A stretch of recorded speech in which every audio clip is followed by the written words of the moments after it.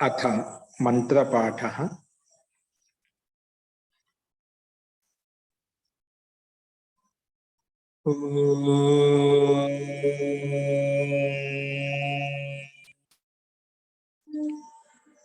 सहनाववतु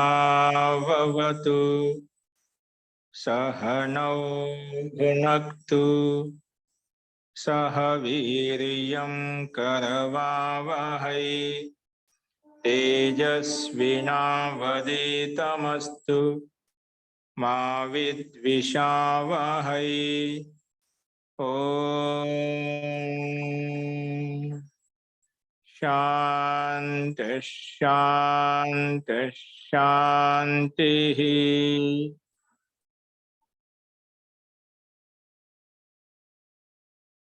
सर्वेभ्यो नमः। अंदरिकी नमस्कारम।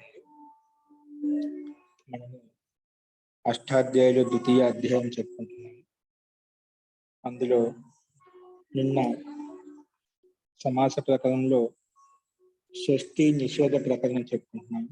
షష్ఠి సమాసము ఎక్కడ కాదు అనే విషయాన్ని చెప్పుకుంటున్నాము. సో నిన్న చెప్పిన పాఠంలో ఎవరికైనా సందేహాలు చెప్పండి.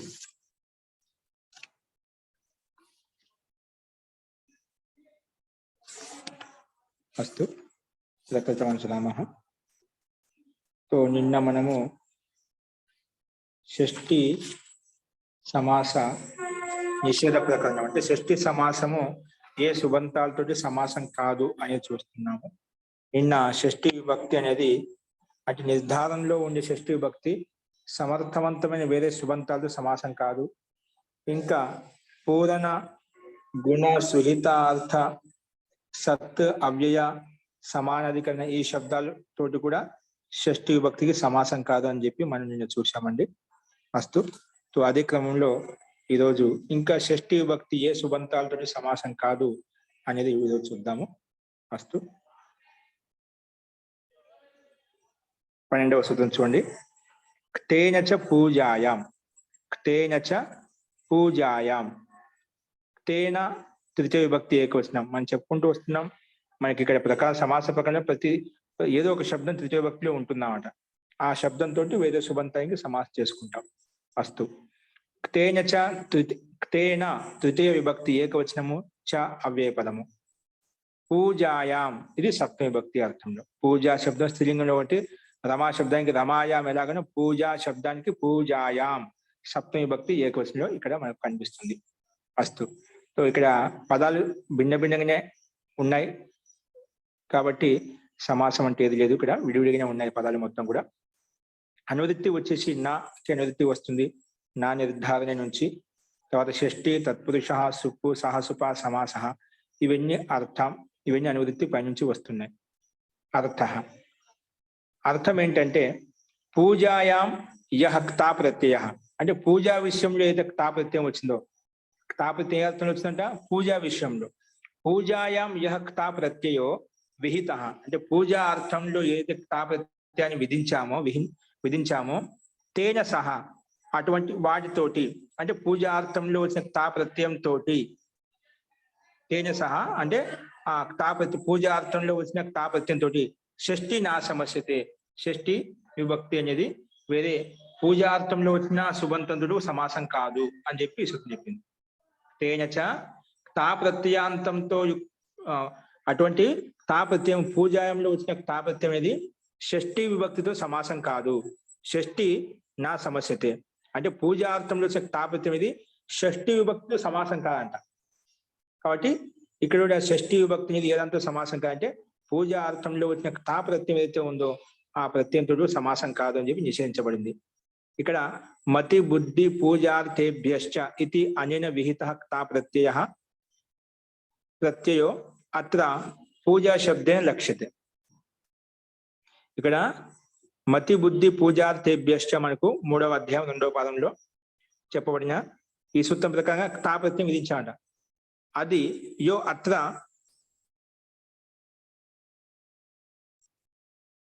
అత్ర పూజా శబ్దన లక్ష్యత, అది పూజా శబ్దం ద్వారా ఇక్కడ గ్రహించబడింది అన్నమాట. అంటే అదే ఉపలక్షణంగా తీసుకొని ఇక్కడ పూజా శబ్దంతో గ్రహించబడింది అన్నమాట. సో అది ఇక్కడ మనం గమనించాలి. చూడండి స్లైడ్ మీద కనిపిస్తుంది. మతి బుద్ధి పూజార్థేభ్యశ్చ అంటే ఏంటంటే ఇక్కడ అర్థం చూడండి డైరెక్ట్ గా. మతి అంటే ఇచ్ఛ, మతి అంటే ఇచ్ఛ, బుద్ధి జ్ఞానం. మతి ఇచ్ఛ, బుద్ధి జ్ఞానం, పూజ సత్కార, ఇవన్నీ ఒక రకంగా చెప్పంటే పర్యావరణ శబ్దాల కింద చెప్పుకోవచ్చు. మతి ఇచ్ఛ, బుద్ధి జ్ఞానం, పూజ సత్కార, ఇవన్నీ అంటే సత్కరించే అర్థంలో అనమాట. సో ఇవన్నీ ఏంటివి? మత్యర్థేభ్యో అంటే మతి అర్థంలో కావచ్చు, బుద్ధి అర్థేభ్యో బుద్ధి అర్థంలో కావచ్చు, పూజార్థేభ్యశ్చ విడిగా తీసుకున్నాం ఇక్కడ. మతి ఇచ్ఛ, బుద్ధి జ్ఞానం, పూజ సత్కార, ఇవన్నీ మత్యర్థేభ్యో బుద్ధ్యర్థేభ్యశ్చ లేదా పూజార్థేభ్యశ్చ ధాతుభ్యః వర్తమానే కాలే యక్తా ప్రత్యయ. అంటే ఇలాంటి మతి అర్థంలో కావచ్చు, బుద్ధి అర్థంలో కావచ్చు, పూజా అర్థంలో కావచ్చు, ఇలాంటి అర్థంలో వచ్చినటువంటి క్తా ప్రత్యయం ఏదైతే ఉందో అంటే ఇలాంటి అర్థం క్తా ప్రత్యయం వస్తుంది. సారీ, ఇలాంటి అర్థంలో క్తా ప్రత్యయం విధిస్తుంది. ఇక్కడ ఏముంది మనకు? పూజా అర్థంలో ఉంది. ఇక్కడ సూత్రం ప్రకారంగా క్తా ప్రత్యయం వచ్చిందన్నమాట. మతి బుద్ధి పూజార్థేభ్యశ్చ అంటే మత్యర్థే బుద్ధ్యర్థే పూజాయామర్థే ధాతు క్తా ప్రత్యయ పోతుంది. ధాతు క్తా ప్రత్యయం వస్తుంది అన్నమాట. అంటే పూజార్థంలో ఉంది. ఇదే ఇక్కడ మనం తేనచ పూజాయం అనే సూత్రం ప్రకారంగా ఇది కూడా పూజార్థంలో అంటే ఈ సూత్రం ప్రకారంగా పూజార్థంలో వచ్చిన క్తా ప్రత్యయము. ఇలాంటి పూజార్థంలో వచ్చిన క్తా ప్రత్యయం అయితే ఉందో షష్ఠి విభక్తితో సమాసం కాదు అని చెప్పి ఈ సూత్రం చెప్పిందండి. ఓకే, సో మూల సూత్రంలోకి వచ్చేయండి. ఈ సూత్రము పూజార్థంలో క్తా ప్రత్యయం తీసుకొచ్చింది. అంటే ఇక్కడ మనకు ఏ ప్రత్యయం క్తా ఎక్కడి నుంచి వచ్చిందంటే ఈ సూత్రం ప్రకారం క్తా ప్రత్యయం చేసుకున్నామంట. అది ఇక్కడ తీసుకోబడింది. చూడండి ఉదాహరణ, రాజ్ఞాం మత, ఇక్కడ మా ధాతు క్తా ప్రత్యయం వచ్చిందన్నమాట. ఇది ఏ అర్థంలో వచ్చింది? పూజార్థంలో వచ్చిందన్నమాట. రాజ్ఞాం మత అంటే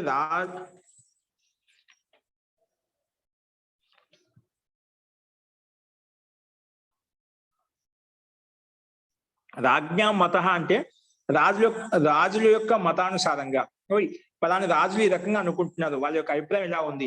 అలాగా రాజ్ఞా మత రాజుల యొక్క మతం, రాజుల యొక్క సంప్రదాయం, రాజుల యొక్క మతానుసారంగా ఇలా చెప్పబడింది, రాజుల యొక్క నియమం ఇలా చెప్పబడింది. అలాగా రాజ్ఞాం మత, రాజ్ఞాం షష్ఠి విభక్తి బహువచనం మత, ఇది క్తా ప్రత్యాంతం. అంటే మా ధాతు చేత క్తా ప్రత్యయం వచ్చినప్పుడు ఏ అర్థంలో వచ్చింది? పూజార్థంలో వచ్చిన క్తా ప్రత్యయం అంట. కాబట్టి పూజార్థంలో వచ్చిన క్తా ప్రత్యయం కాబట్టి షష్ఠి విభక్తియుక్తమైన రాజ్ఞాం శబ్దంతో సమాసం కాలేదు. సమాసకారం అలాగే విడివిడిగా వేరువేరుగా ఉన్నాయన్నమాట. కాబట్టి సమాసం కాని పక్షంలో మనం ప్రకారం చూస్తున్నాం కాబట్టి ఇక్కడ పదాలు రెండు పై విడివిడిగా ఉన్నాడు. రాజ్ఞాం మత మనం విగ్రహ వాక్యం అలాగే పెట్టుకున్నాం. అలాగే రాజ్ఞాం బుద్ధ, రాజా ఇంకా రాజులు తెలుసుకోవడం అట. అంటే రాజు తెలుసుకునేదన్నమాట ఆ విషయాన్ని. రాజవంక బుద్ధ అంటే రాజు తెలుసుకునేటువంటి విషయం ఏదైతే ఉందో అది రాజ్ఞాం బుద్ధ అని చెప్పుకుంటాం. అలాగే రాజ్ఞాం పూజిత, రాజు యొక్క సత్కారం, రాజు యొక్క పూజ ఎక్కడైతే ఉందో దాని రాజ్ఞాం పూజిత, లేదా రాజ్ఞాం బద్ధ అంటే రాజ్ఞాం బుద్ధ.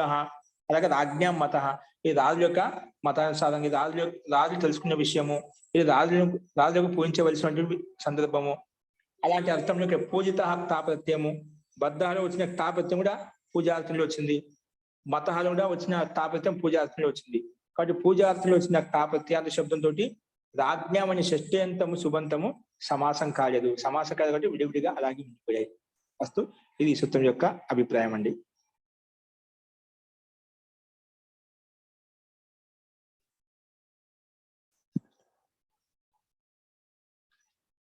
నెక్స్ట్ వచ్చేసి ఇక్కడ తేన అనే పదానికి అనువృత్తి వస్తుంది. స్లైడ్ మార్చండి.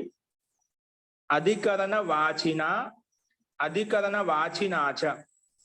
అధికరణ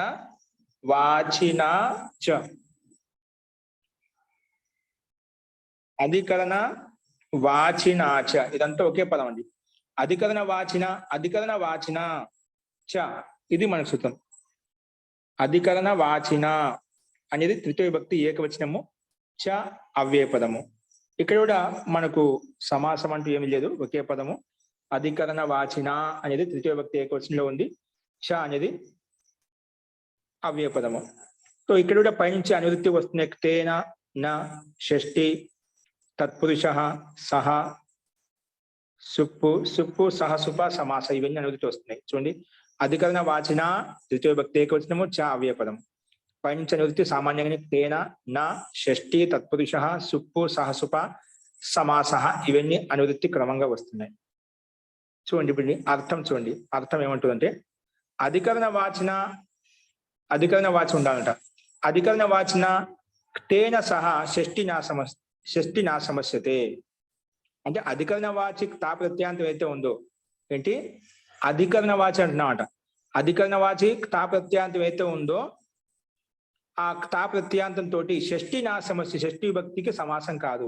షష్ఠి విభక్తి ఇది తాతో కలిసి తా వచ్చి షష్ఠితో కలిసామట. కాబట్టి అధికరణ వాచి అర్థంలో ఉన్నటువంటి తా ప్రత్యయం ఏదైతే వచ్చిందో దాంతో షష్ఠ్యంతం విభక్తికి సమాసం కాదు కాబట్టి అలాగే విడివిడిగా ఉన్నాయి. అధికరణ వాచన తేన సహా షష్ఠి నామస్య తా ప్రత్యాంతం తోటి షష్ఠి విభక్తి సమాసం కాదు అని చెప్పి ఇక్కడ చెప్పుకున్నాం. ఉదాహరణ వచ్చేసి ఇదం ఏషాం యాతం, ఇదం ఏషాం భుక్తం. ఇది ఉదాహరణ. ఇదం ఏషాం యాతం, ఇదం ఏషాం భుక్తం. ఇక్కడ అధికరణ వాచి సుబంతం అండి. ఇదం ఏష అంటే ఇది ఏషాం రాత అంటే ఇతడు వెళ్ళడానికి మార్గము, ఇది రాస్తా, ఇది మార్గము. ఇదం ఏషాం భుక్తం, ఇది వీళ్ళు భోజనం చేసేటువంటి స్థానము, ఇది వీళ్ళు భోజనం చేసేటువంటి స్థానము, ఇది వీళ్ళు వెళ్ళేటువంటి మార్గము. ఇలాంటి అర్థంలో అనమాట. ఇక్కడ క్తోధికరణేచ ద్రవ్యగతి, క్తోధికరణేచ ప్రకారంగా అక్కడ ఏదో వార్తకం కూడా చూపిస్తున్నాయి ఇక్కడ ద్రవ్యగతి అని చెప్పి. సో ఈ సూత్రం ప్రకారంగా అధికరణంలో తా ప్రత్యయం ఇదాల్సింది. అధికరణ అర్థంలో అంటే ఆధారం అధికరణం అంటే అధికరణం అంటే ఆధారానికి అధికరణం చెప్పేది కదా, అలాగా అధికరణ అర్థంలో తా ప్రత్యయం వచ్చింది. ఎలా వచ్చింది? క్తోధికరణేచ అనే సూత్రం ప్రకారంగా అధికరణలో తా ప్రత్యయం తెచ్చుకున్నామంట. ఎక్కడ ఉంది ఇక్కడ అధికరణ వాచి? యాతంలో తా ప్రత్యయం కనిపిస్తుంది. ఇది అధికరణలో వచ్చిన తా ప్రత్యయం. భుక్తంలో అయితే తా ప్రత్యయం కనిపిస్తుంది, అది కూడా క్తోధికరణేచ ద్రవ్యగతి ప్రత్యయ వసానార్థేభ్య. ఇదంతా ఒకే సూత్రం అండి, వార్తికం కూడా కాదు. క్తోధికరణేచ చూడండి స్లైడ్ మీద కనిపిస్తుంది. క్తోధికరణేచ ద్రవ్యగతి ప్రత్యయ వసానార్థేభ్య.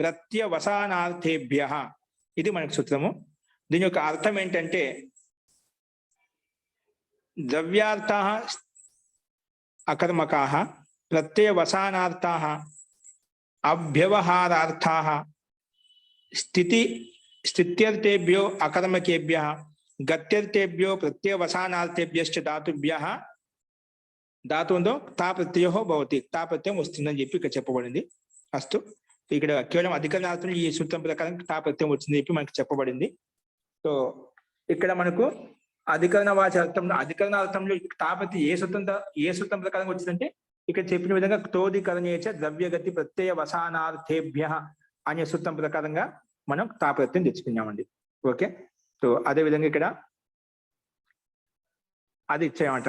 తో విహిత. సో అధికరణ కారకే భవతి. అధికరణ కారకంలో తా ప్రత్యయం వచ్చింది. చకారాత్ యథాప్రాప్తం భావ కర్మ కర్తృషు. ఇది క్తోధికరణేచ ద్రవ్యగతి ప్రత్యయ వసానార్థేభ్య సూత్రం యొక్క అర్థం ఇక్కడ కనిపిస్తుంది. అది తాత్పర్యం ఇదే ఏంటి? సో ఇది అధికరణ అర్థంలో ఈ సూత్రం ప్రకారం తా ప్రత్యయం వచ్చింది. ఇది ఇక్కడ స్థిత్యర్థక అకర్మక ధాతు, గత్యర్థక ధాతు, ప్రత్యయ వసానార్థక ధాతులతోటి ఈ సూత్రం తా ప్రత్యయం వస్తుంది. అది ఎలా వస్తుంది? ఏ అర్థంలో వస్తుందంటే అధికరణ కారకంలో వస్తుంది. అదేవిధంగా సూత్రంలో ఇచ్చిన చకారం ప్రకారంగా యథాప్రాప్త భావ కర్మ కర్తలో కూడా వస్తుందంట. భావంలో కర్తలో కర్మలో కూడా వస్తుందంట. ఈ తా ప్రత్యయం అనేది తా ప్రత్యయం మనం ముందు చెప్పుకున్నాం కదా. సో భూతకాలంలో ఈ ప్రత్యయ తా ప్రత్యయం వస్తుందో అది కర్త కర్మ భావనలో కూడా వస్తుంది. పైన చెప్పినటువంటి స్థితి అర్థంలో కావచ్చు, గత్యర్థక ధాతులతో కావచ్చు, ప్రత్యయ వసానార్థక ధాతులతో ఇలాంటి అర్థాల్లో కూడా తా ప్రత్యయం వస్తుంది. ఇక్కడ మనకు అధికరణ అర్థంలో ఉంది కాబట్టి తా ప్రత్యయం తెచ్చుకున్నామండి. అస్తు. సో స్లైడ్ మార్చండి. సో ఈ సూత్రం ప్రకారంగా యాతం భుక్తం ఈ రెండు తా ప్రత్యాంత శబ్దాలు కాబట్టి ఇక్కడ ఇదం ఏషాంలో షష్ఠి విభక్తి బహువచనము షష్ఠ్యంతం తోటి క్తా ప్రత్యాంత శబ్దానికి సమాసం కాలేదు కాబట్టి విగ్రహవాక్యం అలాగే ఉండిపోయిందన్నమాట. ఇదం ఏషాం భుక్, ఇదం ఏషాం యాతం, ఇదం ఏషాం భుక్తం, ఏషాం ఇక్కడ గమనించాలి మనం. షష్ట్యంతం తోటి తాంత ప్రత్యాంతంతో సమాసం కాలేదు. ఏం చెప్పింది? అధికరణ వాచి అధికరణార్థంలో వచ్చిన తా ప్రత్యాంత శబ్దం ఏదైతే ఉందో ఆ శబ్దంతో షష్ఠి విభక్తికి సమాసం కాదు. షష్ట్యంతము మామూలుగా ముందు ఎప్పుడు షష్ఠి మామూలుగా ఒక సుబంతం వేరే సుబంతం సమాసం అవుతుంది. కానీ షష్ట్యంత సుబంతం మాత్రము కొన్ని నిర్దిష్టమైన సుబంతాలతో మాత్రం సమాసం అవుతుంది. కాబట్టి ఎక్కడ నిర్దిష్టం కాదు అక్కడ ఏవైతే నిశ్చయించబడ్డాయో అక్కడ సమాసం కాదు. అందుకే ఎక్కడెక్కడ కాదని చెప్పి మనం ఆ ప్రకారంగా చూస్తున్నాం అంట. సో ఆ షష్ట్యంతము అధికరణ వాచి సుబంతాలు సమాసం కాదు. అంతకుముందు షష్ట్యంతము పూజార్థంలో వచ్చినటువంటి తాపత్యంతో కూడా కాదు. అలా మనం చెప్పుకుంటూ వచ్చామట. అలాగే పూర్ణ గుణ సుహితార్థ ఇలాంటి అర్థంలో వచ్చిన శబ్దాలు కూడా సమాసం కాదని చెప్పి కొన్ని విశిష్టమైనటువంటి నిర్దిష్టమైన శబ్దాల ద్వారా ఏ శబ్దాలతో సమాసం కాదో అవి చెప్పుకుంటూ వస్తున్నాం. ఇక్కడ అదే ప్రకారంగా అధికరణ కారకంలో వచ్చినటువంటి తాపత్యంతో కూడా షష్ఠి విభక్తికి సమాసం కాలేదు అని చెప్పి చూసాం. అస్తు. నెక్స్ట్ చూడండి, కర్మనిచ. ఇంకా ఎక్కడెక్కడ షష్ఠి విభక్తి వేరే సుబంతాలు సమాసం కాదు, ఏ సందర్భాల్లో కాదని చెప్పుకుంటాం. కర్మనిచ, కర్మని సప్తమి విభక్తి ఏకవచనము, చ అవ్యయపదము. అనువృత్తి వచ్చేసి నా, షష్ఠి, తత్పురుష, సుప్పు, సహసుప, సమాస, ఇవన్నీ అనువృత్తి వస్తున్నాయి.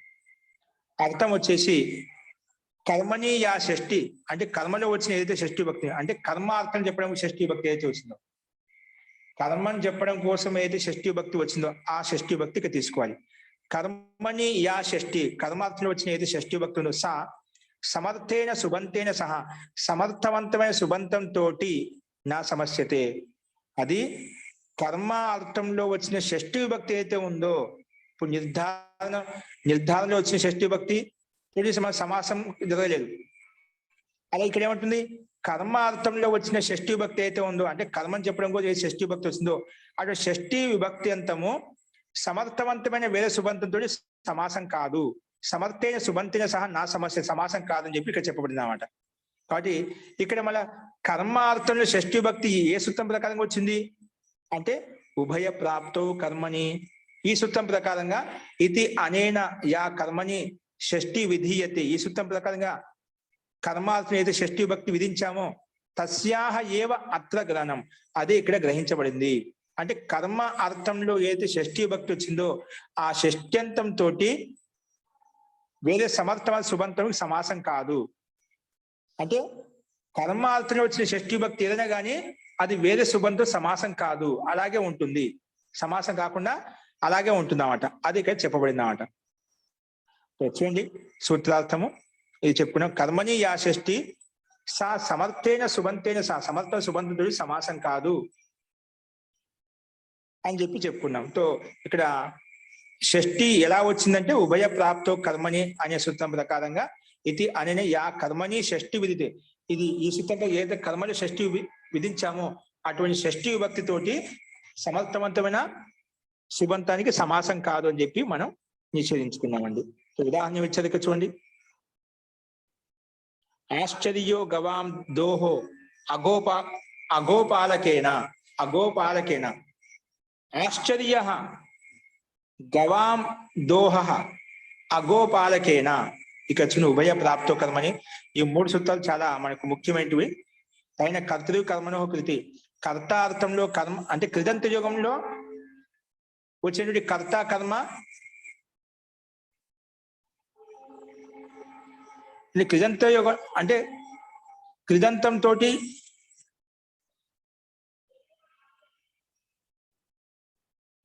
కృదంతంతో షష్ఠి భక్తి వస్తుందంట. కర్తాకర్మలో కృదంత ప్రత్యయంతో కర్తాకర్మలో షష్ఠి భక్తి వస్తుంది. అలాగే ఉభయ ప్రాప్తో కర్మని ప్రకారం కింద ఇచ్చిన ప్రకారంగా ఉభయ ప్రాప్తో కర్మని అంటే ఇక్కడ చూడండి ఉభయో అంటే పైన చెప్పిన కర్తాకర్మ అనువృత్తి వస్తుంది పైన సూత్రం నుంచి. అదే క్రమంగా వచ్చినప్పుడు మీకు బాగా అర్థం అవుతుంది. కర్తృ కర్మణో అనే సూత్రాల నుంచి రెండు కర్త కర్మకి అనువృత్తి ఇక్కడ వస్తుంది. ఉభయ ప్రాప్తో కర్మని ఏమంటుంది? ఉభయో అంటే కర్తృ కర్మణో కర్తార్థంలో కర్మార్థంలో వచ్చినటువంటి షష్ఠి భక్తి అయితే ఉందో అని అర్థం చేసుకోవాలి. ఉభయోహు అంటే కర్తృ కర్మణోహు ప్రాప్తి యస్మిన్, కర్తార్థంలో కర్మార్థంలో ప్రాప్తమైంది యస్మిన్ కృతి తత్ర అనభిహితే కర్మణ్యేవ షష్ఠీ విభక్తి భవతి. అంటే అభిహితం చెప్పినటువంటి దాంట్లో మాత్రమే షష్ఠీ విభక్తి వస్తుంది. ఎక్కడ అభిహితమైందో ఇక్కడ ద్వితీయ విభక్తి వస్తుంది, ఇక్కడ తృతీయ విభక్తి వస్తుంది. ఎక్కడ కథితమైందో అదే చెప్పబడిందో ఇందులో ఈ విభక్తి వస్తుంది. అక్కడ మనకి సమస్య ఉండదు. ఎక్కడ చెప్పబడదో అక్కడ అంటే దీంట్లో షష్ఠి వస్తుంది, ద్వితీయ వస్తుంది, పంచమి వస్తుంది, ఏం చెప్పలేమట. అటువంటి అనభిహిత కర్మలో ఏదైతే ఉందో అక్కడ ఈ సూత్రం ప్రకారం ఉభయ ప్రాప్తో కర్మని, కర్మలో గాని కర్తలో గాని షష్ఠి విభక్తి ఈ సూత్రం ప్రకారం వస్తుంది. నా కర్తరి ఇది నియమ్యతే, కర్తలో మాత్రమే కాదు కర్మలో కూడా వస్తుందని చెప్పి సూత్రం విధానం చేస్తున్నామట. ఆ పైన చెప్పిన సూత్రం ప్రకారంగా కృదంతం యోగంలో కర్తలో షష్ఠి విభక్తి వస్తుందని చెప్పింది, కానీ లేదు ఉభయ ప్రాప్తో కర్మని ప్రకారంగా కర్తలో కాకుండా కర్మలో కూడా షష్ఠి విభక్తి వస్తుంది అని ఈ సూత్రం చెప్పింది. ఓకే, స్లైడ్ మార్చండి. మీకు కర్త కర్మ కొంచెం కన్ఫ్యూజ్ గా ఉంటుంది, మీకు క్రమంగా వచ్చినప్పుడు అక్కడ మీకు చూపిస్తాను. ఓకే, అస్తు. ఇక్కడ మొత్తానికి కర్మలో షష్ఠి వచ్చిందంటే ఇక్కడ ఆశ్చర్య ఉదాహరణ చూడండి. ఆశ్చర్య గవాం దోహ అగోపాలకేనా.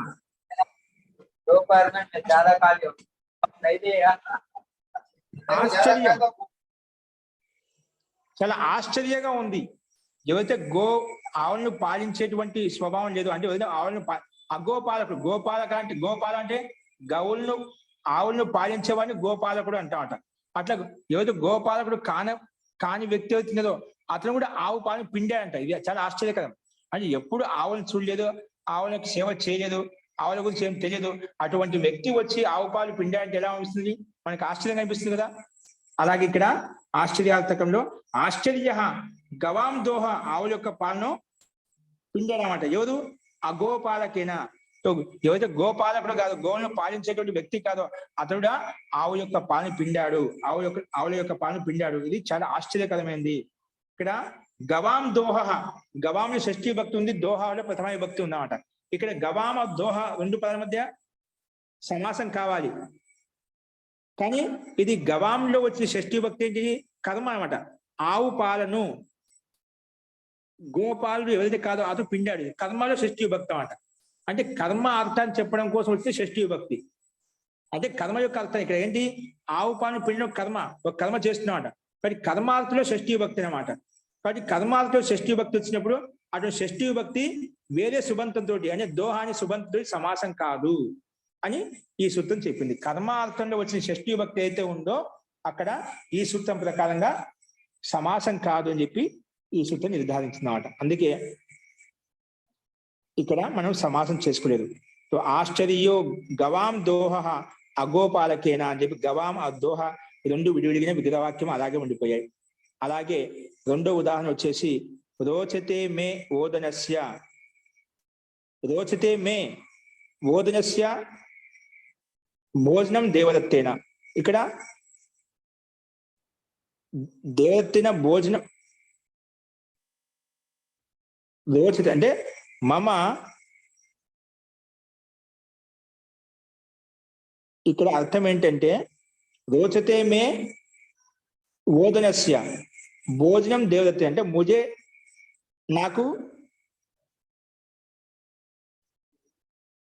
నాకు దేవదత్తుడి యొక్క అన్నం తినడం చాలా ఇష్టం. రోచతే మే నాకు ఓదనస్య భోజనం,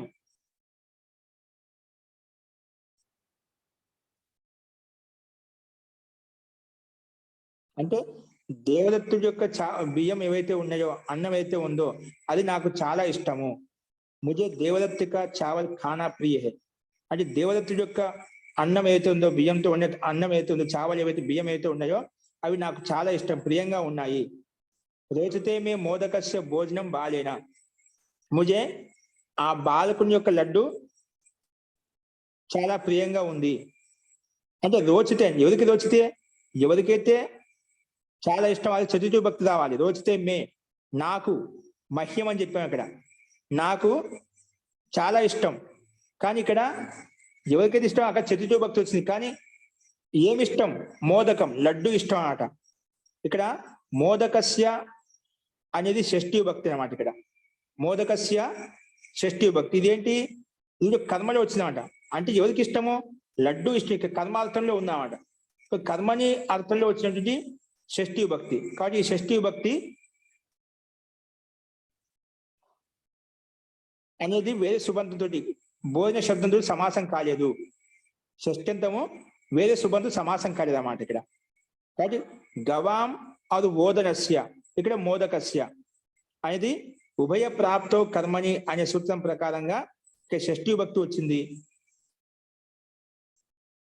ఇక్కడ భోజనము ప్లస్ భోజనం అనే భోజనస్య భోజనం మోదకస్య భోజనం, ఇక్కడ పక్క నుండి భోజన శబ్దంతో సమర్థమైన సుబంధతో సమాసం కాలేదు. ఎందుకంటే ఇక్కడ భోజనస్యలో షష్ఠీ విభక్తి ఏదైతే కనిపిస్తుందో, మోదకస్యలో షష్ఠీ విభక్తి ఏదైతే కనిపిస్తుందో, ఇక్కడ ఉభయ ప్రాప్తో కర్మని ప్రకారం కర్తార్థంలో కాకుండా కర్మార్థంలో కూడా షష్ఠీ విభక్తి వచ్చింది. కాబట్టి ఇక్కడ కర్మార్థంలో వచ్చే షష్ఠీ విభక్తి కాబట్టి ఇక్కడ ఈ షష్ఠ్యంతము భోజన అనే సుబంధంతో సమాసం కాలేదు. సమాసం కానప్పుడు విగ్రహవాక్యం విడివిడిగా అలాగే ఉన్నాయన్నమాట. కాబట్టి ఇది ఈ సూత్రం యొక్క అభిప్రాయం. ఇక్కడ కర్మార్థంలో వచ్చినటువంటి షష్ఠీ భక్తి ఏదైతే ఉందో అది వేరే సుబంధు సమాసం కాలేదు. ఇది దీని యొక్క అభిప్రాయం అండి. సో అస్తు, ఇందులో యొక్క సందేహం ఉందా? మొత్తానికి ఈ సూత్రం కర్మార్థంలో వచ్చిన షష్ఠీ భక్తి ఏదైతే ఉందో ఆ షష్ఠ్యంతము వేరే సుబంధు సమాసం కాదు. కాబట్టి విగ్రహానికి అలాగే ఉండిపోయాయి. ఆశ్చర్యో గవాం దోహ అది కొన్ని చోట్ల పదాలు విడివిడిగా ఉంటాయండి. అక్కడ ఏ సూత్రం ప్రకారం సమాసం ప్రాప్తి లేదు, అందుకే ఆ పదం విడివిడిగా అలాగే పెట్టేస్తామంట. వాక్యం అలాగే ఉండిపోతుంది. ఓకే, నెక్స్ట్ చూడండి. త్రిజకాభ్యాం కర్తరి. ఏంటండి? త్రిజకాభ్యాం కర్తరి. త్రిజకాభ్యాం తృతీయ విభక్తి ద్వివచనంలో ఉంది. త్రిజకాభ్యాం తృతీయ విభక్తి ద్వివచనము, కర్తరి సప్తమి విభక్తి ఏకవచనము. త్రిజశ్చ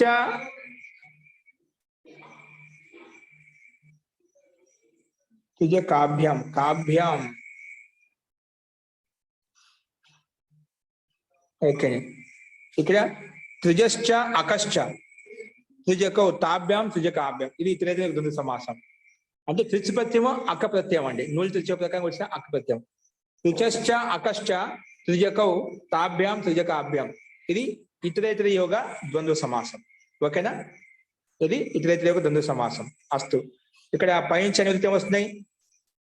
త్రిజకాభ్యాం తృతీయ విభక్తి ద్వివచనం చెప్పాము, కర్తరి ప్రథమ సప్తమి విభక్తి ఏకవచనము. అనువృత్తి వచ్చేసి కర్మని నా షష్ఠి తత్పురుష సుప్పు సహ సుప సమాస ఇవన్నీ అనువృత్తి వస్తున్నాయి. ఇప్పుడు సూత్రార్థం చూడండి. స్లైడ్ మార్చండి. అర్థం వచ్చేసి సూత్రంలో ఉంది అర్థం. కర్తరి అంటే కర్తార్థంలో వచ్చింది.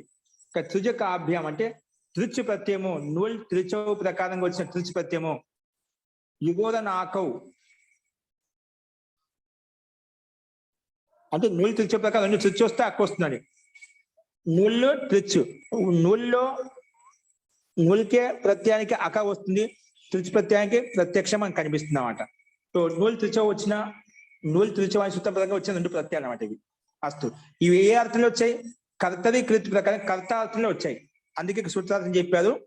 కర్తరి యౌ త్రిచ్ అకౌ.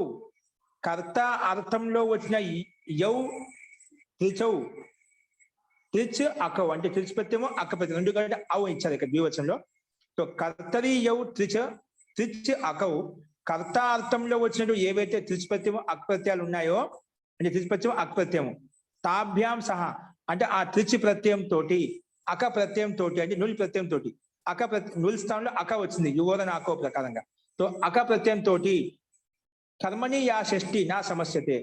సో త్రిచ్ ప్రత్యయము అలాగే అక్ ఈ రెండు ప్రత్యయాలతోటి కర్మ అర్థంలో ఏదైతే యా షష్ఠి ఏదైతే షష్ఠి వచ్చిందో సా నా సమస్యతే అది కూడా సమాసం కాదు. ఇక్కడ కూడా త్రిచ్ ప్రత్యయము నుల్ ప్రత్యయం అనేటివి కర్తరి అర్థంలో వచ్చామట. కానీ కర్తరి అర్థంలో కూడా వచ్చిన ఏదైతే ప్రత్యయం ఉందో తాభ్యాంశ కర్మని యా కర్మార్థంలో వచ్చే షష్ఠి నా సమస్యతే.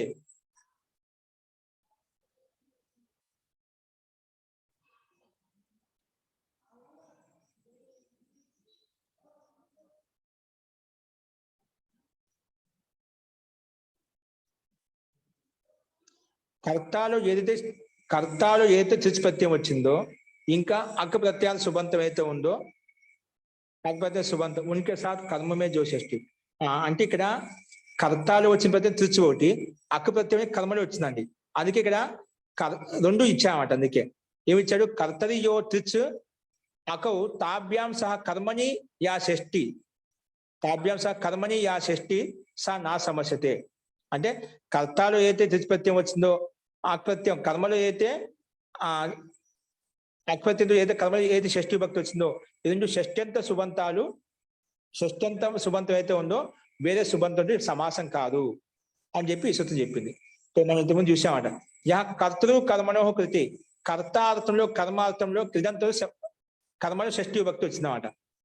కృదంత యోగంలో కృత్ ప్రత్యయం ఎక్కడ వచ్చిందో ఆ కృదంత యోగంలో కర్తాలు కూడా ప్రత్యయం వస్తుంది, కర్మలు కూడా షష్ఠి భక్తి వస్తుంది అన్నమాట. కర్తాలో మరియు కర్మలో కూడా షష్ఠి భక్తి వస్తుంది. ఎప్పుడు? కృదంత యోగం ఉన్నప్పుడు, కృత్ ప్రత్యాంతం ఉన్నప్పుడు. ఇక్కడ మనకు కృత్ ప్రత్యాంతం ఉందన్నమాట. ఎక్కడ?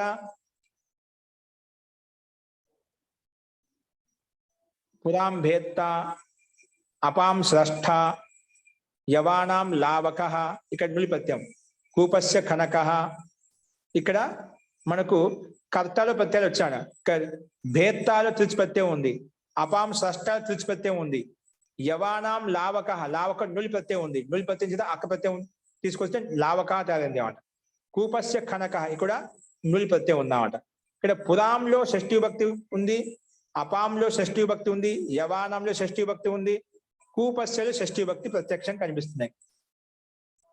ఈ కూపస్య కనక అంటే కువను తవ్వేటువంటి వాడు, యవానాం లావక అంటే గోధుమలు పంట కోసేటువంటి వాడు లావక, అపాం స్రష్ట, స్రష్ట అంటే అపాం అంటే జలాన్ని సృష్టించేటువంటి వాడు, ఆ జలాన్ని ఉత్పత్తి చేసేటువంటి వాడు అంటే ఇక్కడ అంటే ఆ పరమాత్మ. పురాం భేత్త, పురంకో అంటే విరగొట్టేటి వాడు. పురములు అంటే భవనాలు, పాత భవనాలు ఏవైతే ఉన్నాయో వాటిని పగలగొట్టేవాడు, వాటిని విరగొట్టేటువంటి వాడు, లేదా వాటిని చిన్న భిన్నం చేసేటువంటి వాడు అన్నమాట. ఇలాంటి అర్థాలు ఇక్కడ ఇచ్చారు. సో పురాం భేత్త అపాం స్రష్ట యవానాం లావక కూపస్య కనక. ఇక్కడ పురాం అపాం యవానాం కూపస్య షష్ఠి భక్తి అయితే ఉందో కనిపిస్తుందో ఇక్కడ భేత్త అనేది కృదంత ప్రత్యయం అన్నమాట. అలాగే లావకాలు కూడా కృదంత ప్రత్యయం. ఈ కృత్ ప్రత్యయ యోగంలో ఏది షష్ఠి కనిపిస్తుందో అది కర్తరి కర్మలో కృతి ప్రకారంగా వచ్చి కృదంత యోగంలో షష్ఠి విభక్తి అన్నమాట. అది ఏ అర్థంలో వచ్చింది? కర్మార్థంలో వచ్చింది. కాబట్టి పురాంలో అయితే షష్ఠి భక్తి, కర్మార్థంలో వచ్చి షష్ఠి భక్తి. కాబట్టి అన్ని చోట్ల ఇక్కడ కర్మార్థం షష్ఠి ఏదైతే వచ్చిందో ఆ షష్ఠి భక్తి అనేది వేరే సుబంతం చేత, భేత్తాన్ని సుబంతం చేత ఇక్కడ సమాసం కాదు. సమాసం కాదని చెప్పాం కాబట్టి అందుకే విడివిడిగా విగ్రహవాక్యాలు అలాగే ఉన్నాయి. పురాం భేత్త అపాం స్రష్ట యవానం లావక కూపస్య కనక అని చెప్పి ఇక్కడ ఇవ్వబడ్డాయండి. సో ఇక్కడ కనక లావకాలో కూపస్య యవానం పురాం అపాం ఇక్కడ షష్ఠి భక్తి ఏదైతే కనిపించిందో ఆ షష్ఠి భక్తి ఎలా వచ్చిందంటే ఏ అర్థం వచ్చిన కర్మలో వచ్చిన షష్ఠి భక్తి అని చెప్పి ఈ సూత్రం. కర్తృ కర్మణో కృతి కృదంత యోగంలో, కృదంత కృతి ప్రత్యయం అంటే ఇక్కడ తుచ్ ప్రత్యయము నూల్ ప్రత్యయం కృతి ప్రత్యయం అనమాట. అది కృదంత యోగంలో ఇక్కడ కర్తలో షష్ఠి భక్తి, కర్మలో షష్ఠి భక్తి మనకు కనిపిస్తున్నామండి. కాబట్టి కర్మలో షష్ఠి భక్తి కాబట్టి ఇక్కడ కర్మలో షష్ఠి భక్తులు సమాసం కాలేదు. అందుకే విడివిడిగా విగ్రహవాక్యాలు అలాగే ఉన్నాయి. అస్తు. నెక్స్ట్ కింద అదే సూత్రం ఇచ్చాడు. కర్తరీచ ఏంటి? పైన చదివితే వస్తుంది. కర్తరీచ తుజకాభ్యాం కర్తరి అని చెప్పి మళ్ళీ కింద ఏమి వచ్చేది? ఇక్కడ కర్తరి అనే పదాన్ని మళ్ళీ విశేషంగా చెప్పబడింది. గమనించండి, మనకు పైనుంచే కర్తరి అనే పదానికి సూత్రం తీసుకోవచ్చు, కానీ ఇక్కడ అనువృత్తి తీసుకోకుండా మహర్షి పాని ఇక్కడ విశేషంగా చెప్పాడు, మళ్ళీ సూత్రం రచించాడు అన్నమాట. అదేంటో చూద్దాం ఇప్పుడు. కర్తరి సప్తమి భక్తి ఏకవచనం, చ అవ్యయ పదం. అనువృత్తి వస్తున్నాయి అకహ, అక పైంచి త్రిజకాభ్యాంలో అక ఉంది కదా, అకరించి అక అనే పదానికి అనువృత్తి వచ్చింది. నా షష్ఠి తత్పురుష సుక్కు సహసుప సమాస ఇవన్నీ అనువృత్తి వస్తున్నాయి. ఇప్పుడు చూడండి సూత్రార్థం ఏమిటంటే కర్తరి యా షష్ఠి అంటే కర్తార్థంలో వచ్చిన ఏదైతే షష్ఠి విభక్తి ఉందో స అకంతేన సహ నా సమస్యతే. అక్కడేమన్నాం? అక్కడ కర్మలో వచ్చింది షష్ఠి విభక్తి, అక్కడ అకృత్యం వచ్చిందా? ఆ కర్మలో వచ్చిన షష్ఠి కాబట్టి షష్ఠి అంతా సమాసం కాలేదు. ఇక్కడ ఏమంటున్నాం?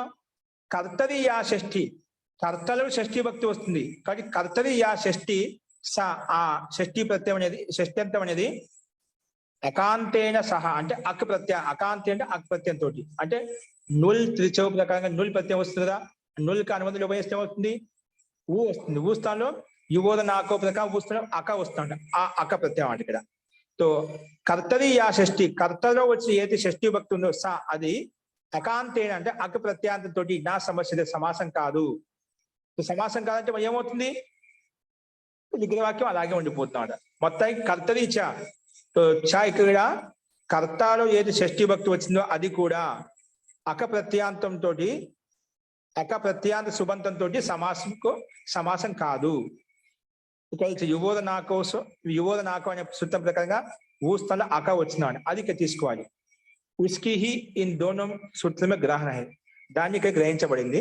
ఇక్కడ ఒక టిప్పణి చూడండి, 2:2:15-16 इन दो सूत्रों का व्याख्यान काशिका में महाभाष्य के विरुद्ध होने से मान्य नहीं है. చూడండి 2:2:15 అంటే మనం చెప్పుకున్న త్రిజకాభ్యాం కర్తరి అది కర్తరిచ్చా, ఇక టిప్పని ఇచ్చా అండి. ఇక్కడ ఏమంటా ఈ రెండు సూత్రాలంట వ్యాఖ్యాన కాశికామే మహాభాష్యకే, అంటే ఇక్కడ మనం నెక్స్ట్ చదువుకోబోయే కాశిక ఒక వృత్తి ఉందండి, కాశికాలో అది మహాభాష్యానికి విరుద్ధంగా ఉన్నవాటిది. ఈ రెండు సూత్రం యొక్క అర్థాలు విరుద్ధంగా ఉన్నాయి కాబట్టి ఇది యుక్తి సంగతం కాదు, ఈ రెండు సందిగ్ధమైన స్థలాలని చెప్పి. ఎందుకంటే ఈ విషయంలో మహాభాష్యకారులు కానీ కాశికాలకు ఎటువంటి ప్రస్తావన రాలేదు. ఇది ఏదో మధ్యలో కొంచెం ఏదన్నా మధ్యలో ఏదో సంగతి యుక్తంగా చేయడానికి కోసం ప్రయత్నం చేయబడింది అలాగా ఉందామట. కాబట్టి ఇది త్రిజకాభ్యాం కర్తరి అనేది సూత్రం కర్తరి ఉంది. మరి విశేషంగా కర్తరి శబ్దాన్ని ఇక్కడ మళ్ళీ తయారు చేయాల్సిన అవసరం లేదు అని చెప్పి ఇక్కడ ఏదో సందిగ్ధంగా ఉన్నాయి. ఎందుకంటే ఈ సూత్రాన్ని మహాభాష్యంలో కానీ కాశికలు కానీ ఈ సూత్రం ఇవ్వలేదు కాబట్టి ఇది మాన్య నహి, అంటే ఇవి స్వీకరించబడవు రెండు సూత్రాలు. సందర్భాన్ని బట్టి ఆ కర్తరి అనే పదం సూత్రం ఇచ్చారు కాబట్టి మనం దీనికి అర్థానుకూలంగా సిద్ధాంతానుకూలంగా అర్థం చెప్పుకోవడానికి ప్రయత్నం చేశాము. ఇక్కడ బ్రహ్మదత్త జిజ్ఞాసుడు అలా ప్రయత్నం చేశారు, అందుకే ముందు టిప్పని ఇచ్చామట. ఇది అష్టాధ్యాయిలో కాశికావృత్తులు కానీ మహాభాష్యం మహర్షి పతంజలి రచించిన మహాభాష్యంలో కూడా ఇది ఈ సూత్రాన్ని స్వీకరించలేదు కాబట్టి ఇవి సందిగ్ధ స్థలాలు అందుకే స్వీకరించబడినవి కాదు అని చెప్పి చెప్పబడ్డాయండి. ఓకే, సో ఇక్కడ మొత్తానికి కర్తలో వచ్చే షష్ఠి భక్తి ఏదైతే ఉందో అది కూడా అకంతంతో సమాసం కాదని చెప్పి చెప్పుకున్నాం. ఉదాహరణ తవ శాయిక, మమ శాయిక, తో షింగ్ ధాతు చేత నూల్ పత్తి తీసుకొచ్చినప్పుడు శాయిక, అలాగే జాగృతి ధాతు చేత నూల్ పత్తి తీసుకొచ్చినప్పుడు జాగరిక అనే రూపాలు తయారవుతాయి. ఇవి కృదంత శబ్దాలు అన్నమాట. తవ అనేది షష్ఠి అంతం. తవ యుష్మ శబ్దానికి షష్ఠి భక్తి తవ వస్తుంది, అస్మ శబ్దానికి షష్ఠి భక్తి వస్తుంది మమ వస్తుంది అన్నమాట. ఇవి తవ మమ షష్ఠ్యంత సుబంతాలు వేరే సుబంతంతో, అంటే కృదంత సుబంతం సమాసం కాదు అని చెప్పి ఈ సూత్రం చెప్పి.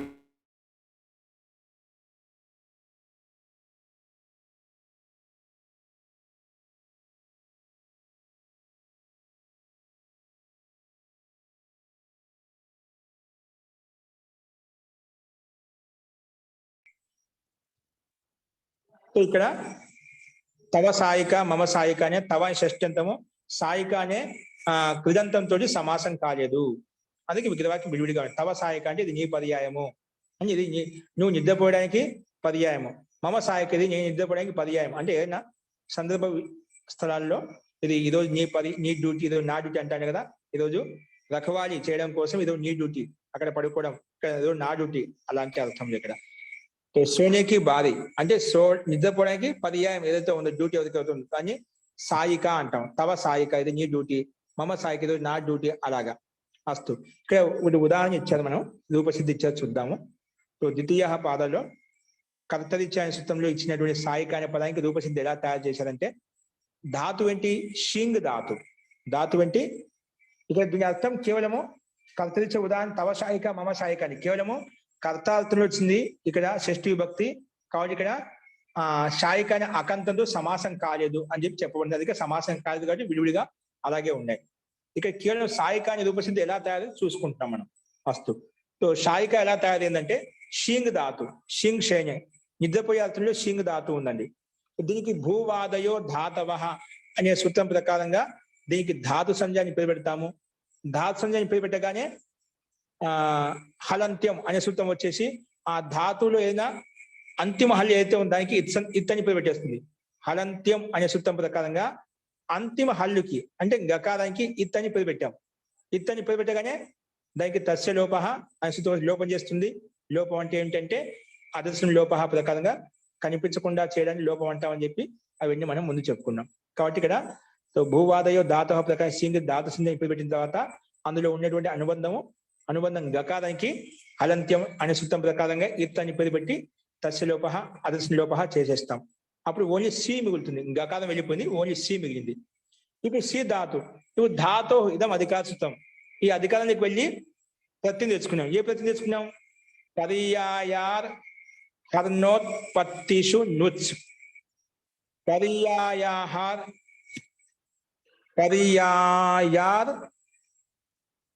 హనోత్పత్తిషు నుచ్. ఇది నాకు తెలిసి ఉనాది సూత్రంగా ఉన్నట్టు ఉందండి. 3 పర్యాయార్ హర్నోత్పత్తిషు నుచ్. ఓకే అండి, ఇది అష్టాది సూత్రమే. పర్యాయ హర్నోత్పత్తిషు నుచ్ అనే సూత్రం ప్రకారంగా నుచ్ ప్రత్యయం వచ్చిందండి. ఏమొచ్చింది? మొత్తానికి నుచ్ ప్రత్యయం వచ్చింది. ఈ నుచ్ ప్రత్యయం కూడా అనుబంధ లోపం చేస్తే ఏం వెళ్తుంది? అనుబంధ లోపం చేస్తే అస్తు. ఇక్కడ సూత్రం కనిపిస్తుంది 3 3వ అధ్యాయం 3వ పదం 111 సూత్రం. పర్యాయార్ హర్నోత్పత్తిషు నుచ్. పర్యాయార్ హర్నోత్పత్తిషు నుచ్ ప్రత్యయం. నుచ్ ప్రత్యయం అండి. పర్యాయశ్చ అర్హశ్చ రుణం చ ఉత్పత్తిశ్చ, ఇవి పదాలు విడగొట్టుకుంటే దీంట్లో ఏ పదాలు ఉన్నాయి? పర్యాయ అనే పదం ఉంది, అర్హ అనే పదం ఉంది, రుణం అనే పదం ఉంది, ఉత్పత్తి అనే పదం. 4 పదాలు ఉన్నాయి. 4 పదాలు కలిపితే పర్యాయార్ హర్నోత్పత్తిషు నుచ్ ఇలా వచ్చిందన్నమాట. ఇదంతా సప్తమి భక్తి బహుశలో ఒకే పదంగా 4 పదాలు కలిపి ఒకే పదంగా పెట్టుకున్నాము. అస్తు. పర్యాయ హర్హ రుణ ఉత్పత్తి ఇది ఏతేషు అర్థేషు. ఇలాంటి అర్థ పర్యాయ అర్థం. ఇప్పుడేంటి మనకు తవ సాయిక, నీ డ్యూటీ, నీ పర్యాయము, మమ సాయిక, నా పర్యాయం. ఇది పర్యాయ అర్థం ఉంది కదా ఇక్కడ. కాబట్టి ఈ సూత్రం ప్రకారం నుచ్ వచ్చినమాట. ఇక్కడ మనకు అర్హ అర్థం లేదు, రుణ అర్థం లేదు, ఉత్పత్తి అర్థం లేదు. ఏ అర్థం ఉంది? పర్యాయ అర్థం ఉందన్నమాట. కానీ పర్యాయ అర్థంలో ఉంది కాబట్టి ఈ సూత్రం ప్రకారంగా నుచ్ ప్రత్యయం వచ్చిందన్నమాట. అందుకే ఇతి ఏతేషు అర్థేషు ద్యోత్యేషు లక్ష్యంగా ఉన్నప్పుడు ధాతువు చేత స్త్రియాం భావే వికల్పేన నుచ్ ప్రత్యయో భవతి. స్త్రీలింగంలో భావార్థంలో వికల్పంగా నుచ్ ప్రత్యయం వస్తుంది అని చెప్పి ఈ సూత్రం చెప్పింది. అస్తు. అంటే పర్యాయ అర్థంలో ఉంది కాబట్టి మనకు ఈ సూత్రం ప్రకారం నుచ్ ప్రత్యయం తీసుకొచ్చాం. నుచ్ ప్రత్యయం తీసుకొచ్చిన చకారానికి హలంత్యం, నుచ్లో ఉండే నకారానికి చుట్టూ ప్రకారంగా టట డడ్డ అన్నా కదా, చుట్టూ ప్రకారం ఇత్సంజ పేరు పెడతాం. ఇత్సంజ పేరు పెట్టగా తస్య లోప అదర్శనం లోప. అప్పుడు కేవలము ఊ మిగులుతుంది. ఆ ఉకారానికే యస్మాత్ ప్రత్యయ విధి తదాది ప్రత్యయంగం ప్రకారం అంగసంధ్య. అంటే ఆ ఊ ప్రత్యయం పక్కన ఉంటే ముందుకి సికి అంగసంధ్య వస్తుంది, అంగాధికారంలోకి వెళ్ళి. మళ్ళా యువోద నాకవ్ అనే సూత్రం ప్రకారంగా ముందు యస్మాత్ ప్రత్యయ విధి తదాది ప్రత్యయంగం నుచ్ ప్రత్యయం కదా. ఆ నుచ్ ప్రత్యయానికే అనుబంధ లోపం చేస్తే మిగిలింది ఊ మిగిలింది. అంటే చకారం పోయింది, ఆ నకారం వెళ్ళిపోయింది, ఓన్లీ ఊ మిగిలింది అన్నమాట. ఆ ఊ పక్కన ఉంటే, ఊ ప్రత్యయం పక్కన ఉంటే ముందున్న దానికి అంగం అని పేరు. ప్రత్యయ పదతః పూర్వస్య అంగ సంజ్ఞా భవతి. అంటే సికి అంగం అని పేరు పెట్టాం. అంగం అని పేరు పెట్టాం కాబట్టి అంగాధికారానికి వెళ్ళాం. అంగస్య ఇదం అధికార సూత్రం. ఈ అధికారంలో ఏముంది? యువోర నాకౌ, యు ఓహో అనాకౌ. ఈ సూత్రం ప్రకారంగా ఈ ఊ స్థానంలో అక ఆదేశం వచ్చిందన్నమాట. ఊ స్థానం వచ్చింది, అక ఆదేశం వచ్చింది ఈ సూత్రం ప్రకారం. అందుకే షి అక. ఇప్పుడు ఇది అక నుచ్ ప్రత్యయంలో ఏం ప్రత్యయం అనుబంధంలో ఏం చేసాము? నకారానికి ఇత్తి చేసాము కాబట్టి నిత్ ప్రత్యయం. నుచ్ అనేది ఏ ప్రత్యయము? నకారానికి ఇత్తి చేసాం కాబట్టి నిత్ ప్రత్యయం. కాబట్టి వెంటనే అచో ఈ నితి అనే సూత్రం వచ్చేసి ఇత్ నిత్ ప్రత్యయ పదతః పూర్వస్య అంగస్య వృద్ధి భవతి. అంటే ఇత్ నిత్ ప్రత్యయం పక్కన ఉంటే, అంటే నుచ్ ప్రత్యయం నుంచి అక్క వచ్చింది కదా, అదే ప్రత్యయము నకారానికి ఇత్తి చేసిన ప్రత్యయం అన్నమాట. కాబట్టి నిత్ ప్రత్యయం. కాబట్టి నిత్ ప్రత్యయం పక్కన ఉంటే ముందున్నటువంటి అంగానికి వృద్ధి అవుతుంది. ఏమవుతుంది? ఇతినితి ప్రత్యయం పక్కన ఉంటే అంగానికి అంటే ఈ సి అనే అంగానికి వృద్ధి అవుతుంది. వృద్ధి ఏమవుతుంది? వృద్ధి అంటే ఏమిటి? వృద్ధి రాదైచ్ ఆ ఐ ఔ ఈ 3 వర్ణాలకు వృద్ధి అని పేరు. సో అంగానికి వృద్ధి అవుతుందంటే ఈ స్థానంలో ఆ ఐ ఔ ఈ 3 వర్ణాలు వచ్చాయి వృద్ధి స్థానంలో. అంటే ఈ స్థానంలో ఐ వచ్చింది, ఈ స్థానంలో ఔ వచ్చింది, ఈ స్థానంలో ఆ వచ్చింది, 3 వర్ణాలు వచ్చాయి. అందులో ఏం పెట్టుకోవాలి? నువ్వు వృద్ధి చేయమని చెప్పావు. ఇతినితి ప్రత్యయం పక్కన ఉంది, అక్కడ అంగం కూడా ఉంది. సో వృద్ధి ఏమొస్తుంది? 3 వర్ణాలు వచ్చాయి. ఆ 3 వర్ణాలు ఏం రావాలి? దానికి నిర్ణయం స్థానేంతరతమ ప్రకారంగా ఏదైతే సదృశ్యంగా అత్యంత దగ్గరగా ఉందో అదే వృద్ధి వర్ణం వస్తుందని చెప్పింది. సో ఇక్కడ ఈకి వృద్ధి వర్ణము ఈ అనేది యథాస్థాల వ్యాపక తాలుస్తాం కాబట్టి, అదేవిధంగా వృద్ధి గాయస్లో ఆ ఐ అనేది ఏదైతే కంఠ తాళవ్య ప్రకారం ఇది కంఠము తాళం రెండు కలిసే కాబట్టి కొంచెం సాదృశ్యం ఉంది కాబట్టి ఈకి సాదృశ్యంగా ఉండే వర్ణము స్థానేంతరతమ ప్రకారంగా ఐ మాత్రమే. కాబట్టి ఈ స్థానంలో ఐ వృద్ధి వచ్చిందన్నమాట. అందుకే సి స్థానంలో ఈ ఉంది కదా, ఆ ఈ స్థానంలో ఐ పెట్టుకున్నాం. అందుకే అయిపోయింది సై అయిపోయింది. సై ప్లస్ అక. ఇప్పుడు ఐ వచ్చింది కాబట్టి వెంటనే ఐ పక్కన అచ్చు ఉంటేనా ఏ చోయ వాయావహ ప్రకారంగా ఐ స్థానంలో ఆయ్ ఆదేశం అవుతుంది. ఆ ఆదేశం అయితే సాయ అయిపోతుంది. సాయక అవుతుంది. సో ఇది కృదంత శబ్దం. అక్కడే కృతి ప్రత్యయం అంతిమంలో ఉంది కాబట్టి కృదంతం. కృదంతస్య ప్రాతిపదిక సంజ్ఞా భవతి. కృత్ తదిత సమాసాష్ట ప్రకారంగా అక్కడి కృతి ప్రత్యయం కాబట్టి కృతి ప్రత్యయం ఏ దానికైతే అంతిమంలో ఉందో ఆ మొత్తానికి ప్రాతిపదిక సంజ్ఞని పేరు పెట్టుకుంటాం. కాబట్టి సైకి అంతిమంలో ఉంది కాబట్టి కృతి ప్రత్యయం ఆ మొత్తానికి ప్రాతిపదిక సంజ్ఞని పేరు పెట్టుకున్నాం. ప్రాతిపదిక సంజ్ఞని పేరు పెట్టుకోవడం వల్ల ప్రాతిపదిక అధికారానికి వెళ్తేనే అజాద్య తష్ట. సాయక అనేది ఏంటి? సాయక అనేది ప్రాతిపదికం కాబట్టి ప్రాతిపదిక అధికారానికి పోతే ఒక 4వ అధ్యాయంలో అజాద్య తష్టాప్ అనే సూత్రం ఉంది. 4వ అధ్యాయంలో అంటే అజంతాత్ ప్రాతిపదిక టాప్ ప్రత్యయం పోతుంది స్త్రీలింగంలో. స్త్రీలింగ అర్థం చెప్పడం కోసం టాప్ ప్రత్యయం వస్తుంది. సాయిక అని నీ పర్యాయం అంటే స్త్రీలింగ అర్థం మనం చెప్పుకున్నాం ముందే. పర్యాయార్ హర్నోత్పత్తిషు నుచ్ అనే సూత్రం ప్రకారంగా స్త్రీలింగంలో భావంలో వికల్పంగా నుచ్ ప్రత్యయం వస్తుంది చెప్పాం కదా. కాబట్టి అందుకే ఇక్కడ అజాద్ అకారాంతాత్ ప్రాతిపదికాత్ స్త్రీయాం టాప్ ప్రత్యయం స్త్రీలింగ అర్థం చెప్పడం కోసం టాప్ ప్రత్యయం వచ్చిందంట. అందుకే సాయక టాప్ ప్రత్యయం దాకా దానికి అనుబంధం లోపం చేసుకుంటాం. పకారానికి హలంత్యం టాకి చుట్టూ ప్రకారంగా టా వెళ్ళిపోతుంది. అప్పుడు కేవలం అనుబంధం లోపం చేస్తే టాప్ కి ఆ మిగులుతుంది అన్నమాట. సాయక ఆ. ఇక్కడ ఈ సూత్రం ప్రకారంగా ప్రత్యయస్తాత్ కాత్ పూర్వస్యాత ఇదాప్య సుపః. ప్రత్యయస్తాత్ కాత్ పూర్వస్య ఆత ఇదాప్య సుపః అనే సూత్రం ప్రకారంగా ఏం చేస్తుందంటే ఇక్కడ మనకి ఏమైనా సాయక ఆ ఉందండి. ఇదేమంటుందంటే టా ప్రత్యయానికి ముందు తీసుకొని కా ప్రత్యయం తీసుకొస్తుందండి. కాత్ అంటే కకారానికి ముందు ఇత్తు తీసుకొస్తున్నాడు. షాయక ఉంది కదా, షాయకాలే ఉంది, కా ఉంది, దాని పక్కనే టా ప్రత్యయం ఉంది. ప్రత్యయస్తాత్ కాత్ అంటే ప్రత్యయంతో స్థితమైనటువంటి అక ప్రత్యయం ఉంది కదా, ఆ అక ప్రత్యయానికి ముందు అక ప్రత్యయంలో కకారానికి ముందు కాత్ పూర్వస్య అంటే కకారానికి పూర్వంలో అత స్థానంలో ఇత్ ఆదేశంగా వస్తుంది. ఇప్పుడు కాలే ఉందండి, కకారాత్ ముందు కా కంటే ముందే ఉంది ఆ ఉంది. అంటే ఆ ఎక్కడుంది? యకారంలో ఉండే అకారం. ఆ యకారంలో ఉండే అకారానికి ఈ వచ్చిందన్నమాట. ఏంటి? ప్రత్యయస్థాత్ అక అని ప్రత్యయం అండి. ఏ ప్రత్యయము? నృత్య ప్రత్యయ స్థానంలో అక వచ్చింది అంటే ఇది ప్రత్యయం అన్నమాట. ఆ ప్రత్యయంలో స్థితమైనటువంటి కకారం అయితే ఉందో ఆ కకారానికి ముందుండే అకారానికి ఇకారం వస్తుంది అని ఈ సూత్రం చెప్పిందన్నమాట. కకారానికి ముందు ఏదైతే అకారం ఉందో ఆ అకారానికి ఇకారం వస్తుంది. అందుకే సాయక్కలో ఉండే కకారానికి ముందు యాలో ఉండే అకారం ఉంది కదా, ఈ చేశాం అన్నమాట. ఆకారం చేసాము, ఈ చేసాం. అందుకే షాయ్ అంటే యా హలంతం అయిపోయింది, యాలో ఉండే ఆకారం ఈ చేసామట. ఈ పక్కన కా ఎలా ఉందో అలాగే ఉంది, టా ప్రత్యయానికి ఆ మిగిలిందా ఆ అలాగే ఉంది. ఇప్పుడు మొత్తం కలిపితే షాయ్ యా హలంతానికి ఇప్పుడు ప్రత్యయస్తాత్ కాత్ పూర్వస్య అత ఇత్ అంటే అత స్థానం అత ఇదాప్య సుపహ అనే సూత్రం ప్రకారంగా కకారానికి ముందు కాత్ అంటే కకారానికి ముందు పూర్వస్య అతః పూర్వంలో ఉండే ఆకారానికి ఇత్ ఇకారం వస్తుంది. అది ఇకారం చేశాం కాబట్టి ఇకారం చేస్తే ఈ వచ్చింది. ఇప్పుడు మొత్తం కలిపితే ఏమవుతుంది? షాయి ఈ షాయి కా కాలో ఉండే ఆకారం ఆలో ఉండే ఆకారం టా ప్రత్యయం ఉండే ఆకారం సమంతిక సంధి చేస్తే షాయిక అనే రూపం సిద్ధించిందండి. ఓకేనా? ఈ రకంగా షాయిక అనే రూపం ఎలా వచ్చింది కేవలం మనకు తెలుసుకోవడం కోసము ఇక్కడ చూశాము. ఈ రకంగా షాయిక అనే రూపము మనకు సిద్ధిస్తుంది. షాయిక అనే రూపము సిద్ధిస్తుంది అన్నమాట. అస్తు. సో ఈ రకంగా అలాగే షాయిక శబ్ద కృదంతం అన్నమాట.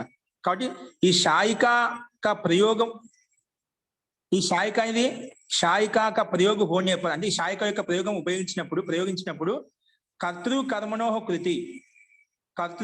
కృతి ఈ సూత్రం ప్రకారంగా కర్తాలో అంటే తవ మమ అనే శబ్దాల్లో కర్త అంటే తవ మమ శబ్దంలో షష్ఠి విభక్తి వచ్చిందన్నమాట. అది కృదంతం కదా. కృదంత యోగంలో దాని ముందే వచ్చింది షాయిక అనేది.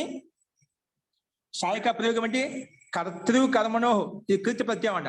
కృతి ప్రత్యయోగంలో ఇక్కడ కర్తాలు అంటే తవ మమ అనే శబ్దంలో షష్ఠి విభక్తి వచ్చింది అని చెప్పడం కోసం ఇక్కడ రూపసిద్ధి మనం చూసాం. ఇక్కడ షాయిక అనే శబ్దము నృత్ ప్రత్యయం అంటే కృతి ప్రత్యయం అంట. 3వ అధ్యాయం ఉండే ప్రత్యయం కృతి ప్రత్యయం చెప్పాం కదా. అంటే కృతి ప్రత్యయం కాబట్టి ఆ కృదంత ప్రత్యయం వచ్చినప్పుడు దానికి ఉండే ముందు ఖచ్చితంగా షష్ఠి విభక్తి రావాలి. అది కర్తృ కర్మణో కృతి కృదంత యోగంలో కర్తార్థంలో వచ్చిన కర్మార్థంలో షష్ఠి విభక్తి వస్తుంది.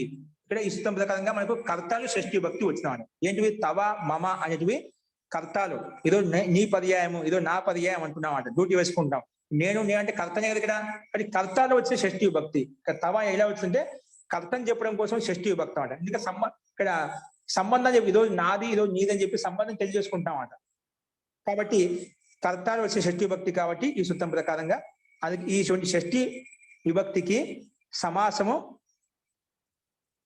ప్రాప్తం అవుతుంటే కానీ మన ప్రకృతి సూత్రం ప్రకారంగా ప్రకృతి అంటే కర్తరిత్య అనే సూత్రం ప్రకారంగా కర్తరి అర్థంలో వచ్చిన షష్ఠి అంతం కూడా అన్య సుబంధం సమాసం కాదని చెప్పి ఈ సూత్రం ప్రకారంగా నిషేధించబడిందండి.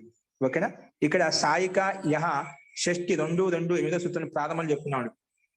సమాస ప్రాప్తత అంటే ముందు చెప్పిన షష్ఠి అనే సూత్రం ప్రకారం సమాసం షష్ఠి అంత సుబంతం సమర్థే సుబంతే సహ సమస్యతే అనే సూత్రం ప్రకారంగా సమాసం ప్రాప్తత. కానీ ఇక్కడ తవాలో అని కర్తాలు షష్ఠి విభక్తి కాబట్టి షాయిక అకాంత శబ్దం కాబట్టి 2 ఉన్నాయన్నమాట. కానీ దాని యోగంలో షష్ఠి విభక్తి వచ్చింది. కాబట్టి కర్తరిత్య అనే మన ప్రకృతి సూత్రం ప్రకారంగా ఇక్కడ సూత్రం నిషేధించబడింది. పూర్వ సూత్రంతో షష్ఠి అనే సూత్రం ప్రకారంగా సమాసం ప్రాప్తం అవుతుంటే లేదండి ఇది త్రిదంత యోగంలో వచ్చిన షష్ఠి విభక్తి కాబట్టి అంటే కర్తలో వచ్చిన షష్ఠి విభక్తి కాబట్టి దాని యోగంలో వచ్చిన షష్ఠంతంతో సమాసం కాదు అని చెప్పి నిషేధించిందండి. అందుకే ఇక్కడ సమాసం కాలేదు ఈ సూత్రం ప్రకారంగా. అలాగే జాగరికాలో కూడా సేమ్ ఇదే విధంగా అర్థం చేసుకోవాలి. జాగృత ధాతు చేత ఇక్కడ పైన చెప్పిన పర్యాయార్ హరణోత్పత్తిషు నృచ్ అనే సూత్రం నృచ్ ప్రతి తెచ్చుకుంటాము. ఇక్కడ మాత్రము జాగ్రో విచ్చిన్నల్ లింక్స్ అనే సూత్రం జాగ్రో విచిన్నల్ లింక్స్ పూర్తిగా సూత్రం వేయలేదు. ఈ సూత్రం ప్రకారం జాగ్రో విచిన్నల్ లింక్స్ అనే సూత్రం ప్రకారంగా జాగ్రత్త ధాతుకు గుణం వస్తుందని అది ముఖ్యమైనది. ఇక్కడ జాగ్రత్త ధాతు నృత్పత్యం వస్తుంది. నృత్పత్తికి అనుబంధ లోపం చేస్తాము, అక మిగులుతుంది. ఇప్పుడు ఈ స్థితిలో అక ప్రత్యయం మిగిలిన తర్వాత జాగ్రో విచ్చిన్నల్ లింక్స్ అనే సూత్రం ప్రకారంగా జాగ్రత్త ధాతు గుణం అవుతుంది. ఏ విధంగా అయితే పైన అచో ఇనితి అనే సూత్రం ప్రకారం వృద్ధి చేశామో అలాగా ఇక్కడ కూడా ఈ సూత్రం ప్రకారం గుణం అవుతుంది. గుణం అంటే ఏమిటి?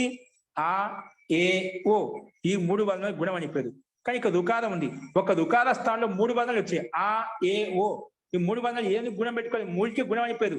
అందులో ఏమొస్తుంది? స్థానేంతరతమః అనే సూత్రం ప్రకారంగా రుకారానికి అయితే అత్యంత సదృశ్యంగా దగ్గరగా ఉన్నటువంటి వర్ణం ఏదైతే ఉందో అది వస్తుంది. కానీ రూకి అత్యంత దగ్గరగా ఉన్నటువంటి వర్ణం ఏంటంటే అర అని గుణం వస్తుందన్నమాట. కానీ రుకారానికి గుణం అర అయిపోతుందన్నమాట. కాబట్టి ఇక్కడ జాగర్ అయిపోయింది. జాగృత ధాతుకి జాగృతిలో ఉండే రుకా గుణం చేస్తే జాగర్ అయిపోయింది. జాగర్ పక్కన ఊ అలాగే ఉంది. ఆ ఊకే మనము యువత నాకో ప్రకారంగా అక్క తెచ్చుకుంటాము. అక్క తెచ్చుకున్న తర్వాత ఇక్కడ కూడా జాగరిక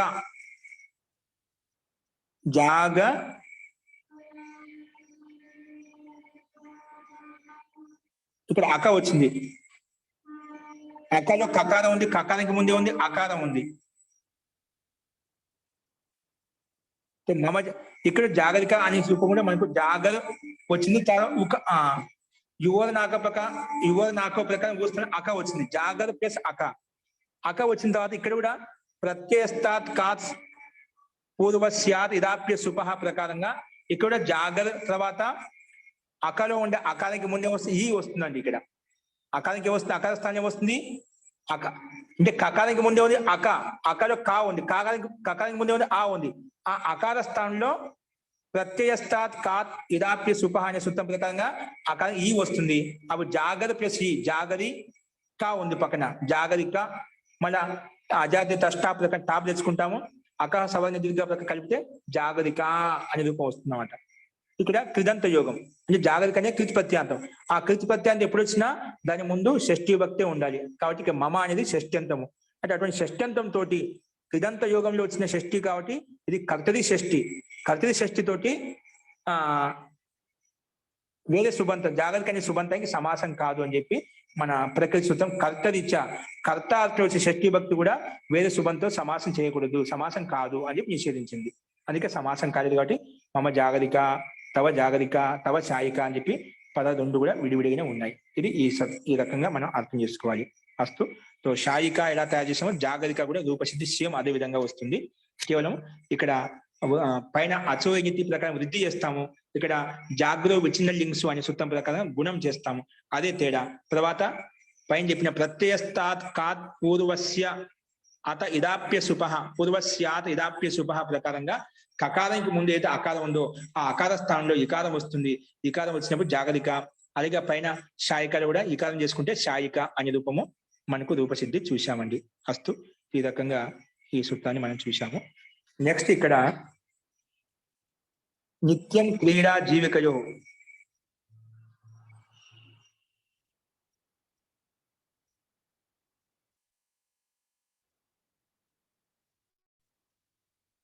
ఇక్కడ మనకు నిర్ధారణార్థంలో అంటే సమాస నిషేధ ప్రకారం ఇక్కడ సమాప్తం అయిపోతుంది. ఇక్కడి నుంచి మనం సమాసం చేసుకుంటామట. ఇంతవరకు ఈ 17వ సూత్రం వరకు 16 సూత్రం వరకు ఏంటి నిషేధ ప్రకారం ఎక్కడెక్కడ షష్ఠ్యంతం ఏ సుబంతాలు సమాసం కాదని చెప్పుకుంటూ వచ్చామట. కర్తలో వచ్చిన సుబంధు కర్తరి అర్థంలో వచ్చిన సుబంధుడి సమాసం కాదు. కర్మలో వచ్చిన షష్ఠ్యంతం కర్మార్థం షష్ఠ్యంతం అవుతుంది అది ఆ షష్ఠ్యంతం వేరే సుబంధు సమాసం కాదు. అలాగే ముందు తీర్చు ప్రత్యంతో వచ్చిన పూజార్థంలో వచ్చిన షష్ఠ్యంతంతో కూడా సమాసం కాదు. పూర్ణ గుణ ఇలా శబ్దాలతో కూడా షష్ఠ్యంతానికి సమాసం కాదు. అలాగే మనం కొన్ని విశిష్టమైన నియమాలు చెప్పుకుంటూ వచ్చామట. కాబట్టి ఈ రకంగా ఇంతవరకు ఎక్కడెక్కడ షష్ఠ్యంతానికి సమాసం కాదో మనం చూసాము. నెక్స్ట్ సమాసం ఇంకా ఎక్కడెక్కడ నిత్య సమాసం ఎక్కడ అవుతుందని మనం ఇక్కడి నుంచి చెప్పుకుంటామట. అస్తు. ఈ రకంగా మనం ఈ సూత్ర నిషేధ ప్రకారాన్ని చూసాము. నెక్స్ట్ మళ్ళీ నిత్య సమాసం ఎలా అవుతుందో అది రేపు చూద్దామండి. అస్తు. ఇప్పుడు చెప్పిన వరకు వాటిల్లో ఎవరికైనా సందేహం ఉంటే రూపసిద్ధిలో కానీ సూత్రం యొక్క అర్థంలో కానీ అభిప్రాయంలో కానీ ఏమైనా సందేహం చెప్పండి.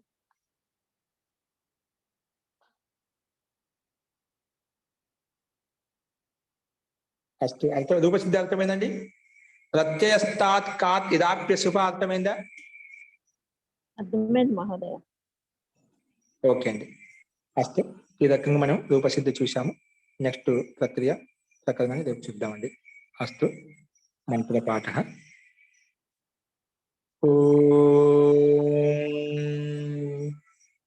సర్వే భవంతు సుఖినః, సర్వే సంతు నిరామయాః, సర్వే భద్రాణి పశ్యంతు, మా కశ్చిత్ దుఃఖభాగ్ భవేత్.